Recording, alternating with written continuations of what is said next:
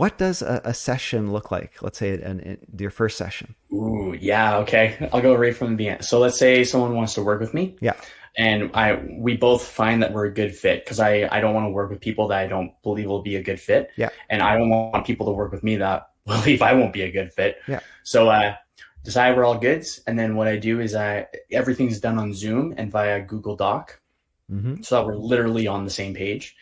And I send the folks that. There's questions to fill out, and it's just exploration questions having to do with their internal dialogue, their relationships with themselves, their friends, family members, where they want to go to with work and stuff like that. So it's exploration. That's filled out 24 hours before the first session. I go through it. I highlight some ideas of what we can explore.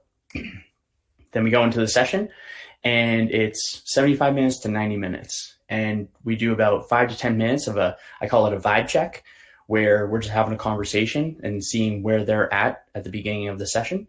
And after that, we go into a breath sesh. So 10 to 15 minutes of focused breathing and getting in tune with the body. And this is to down regulate if someone is wound up.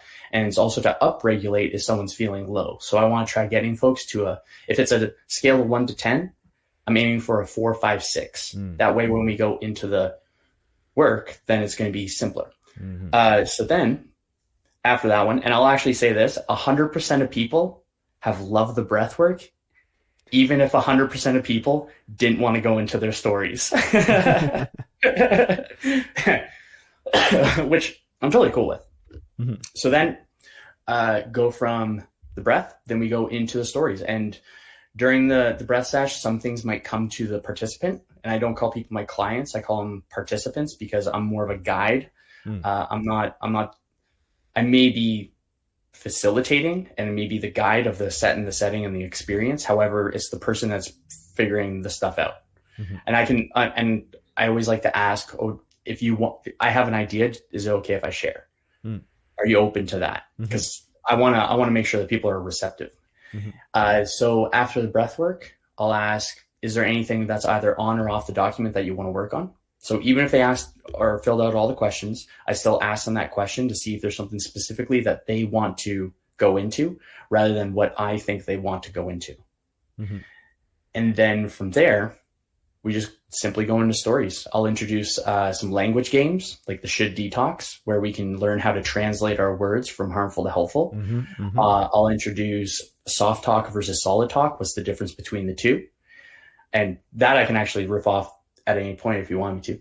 And then we'll go into the heavy stuff where it's more, so the language games are light, and then we can go into the heavy stuff. And that's where we do introduce the 4-step practice or 4-stepping.